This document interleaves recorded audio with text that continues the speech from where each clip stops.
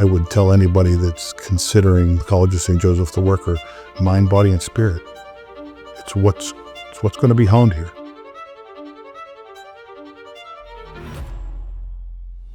Hi, my name is Dr. Jacob Imam. I'm the president of the College of St. Joseph the Worker, and today I'm joined by one of our master carpenters, Mr. Vince Oliver. So now, with raising up these students in the craft, in the faith, what do you teach them? What do you tell them? Everything. Yeah. The good and the bad. I found that I learned more lessons out of mistakes and out of misgivings and out of missteps. I learned just as much, and so I can share that with them.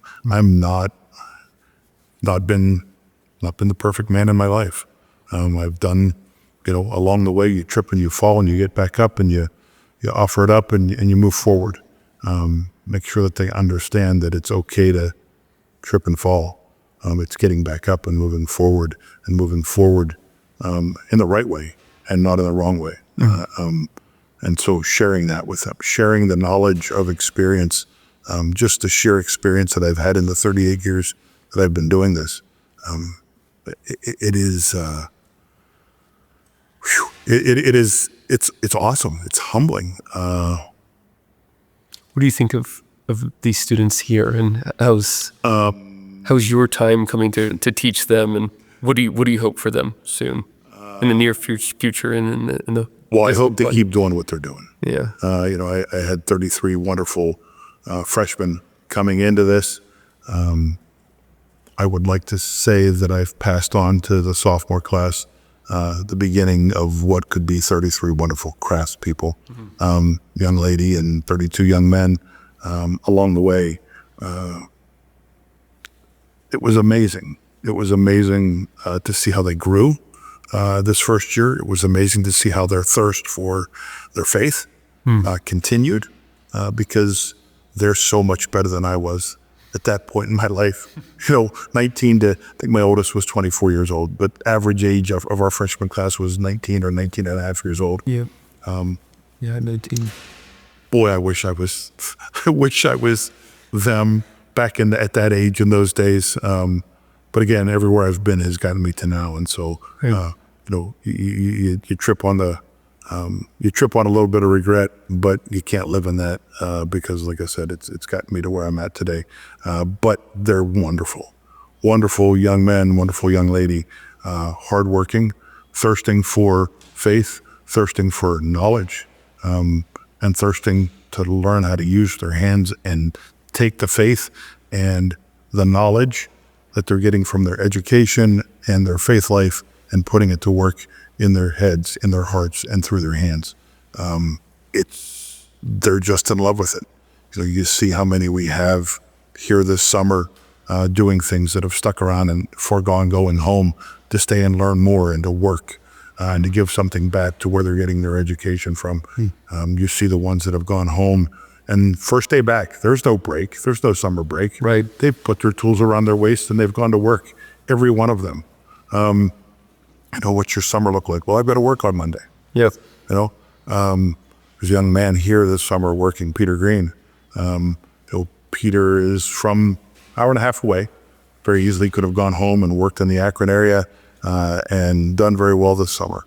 Wanted to stay close to school, wanted to stay close to the mission, wanted to continue to work. And I asked, I said, you have all your life to work. He said, my parents have worked pretty hard to get me to this point. He said, it's enough. It's time for me to step up and earn my living, earn my keep. Goodbye to adolescence. It's Yeah. time for me to be a man. Yes.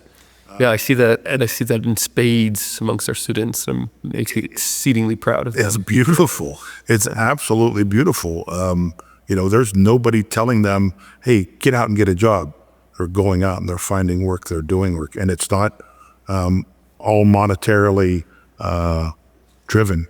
It's faith driven. They're working for churches, they're working for schools, they're working for families who can't afford. They're trying to get experience and just grow their knowledge and grow their faith and grow their work in God.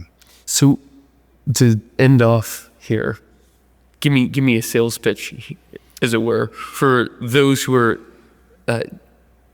in this situation where they can go off and be exceedingly successful as you are, in fact, not just as you once were, but as you are in this state now.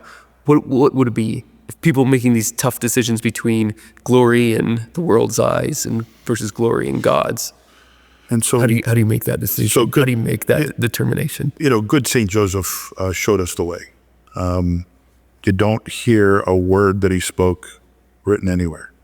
There's not parables out there. There's not quotations out there. He went to work. He took on the biggest responsibility that anybody's taken on in their life. He said yes. He said yes to being the father of Jesus Christ. He said yes to teaching him his craft. He said yes to being more than the man that he was, yet humble and gentle and quiet and just working for his calling. I would tell anybody that's considering St. Joseph, the College of St. Joseph the Worker, mind, body, and spirit. It's what's going to be honed here. Your mind is going to be challenged. You're going to learn. You're going to learn great things. You're going to learn to think critically, think deeply. You're going to learn to use your hands. You're going to learn to be, to do the things to use the talents that you were given and do the things that you were called to do. And you're going to be filled with the Holy Spirit. You're going to see that every single day that there's, a whole collective here of people that are working and going in one direction, under the guidance of good St. Joseph, all for the glory of God, and all for the good of the better man. So, or the better good of man, I guess I should say it. So, Glory to Jesus Christ. Vincent, it is a great honor to be able to work with you. and it is amazing to be a part of this. I thank you for your faith in me and for your trust in my talents. This is the best job I've had in my life, and I've done a lot of things. I've never, ever been able to be as grateful and thankful and humbled every single day. I think I've shared with you before, my feet hit the ground every morning, and all I say is, here I am, Lord. And whatever brings the day, I know it's coming from him, and I know it's all for his glory. So, pleasure to be here.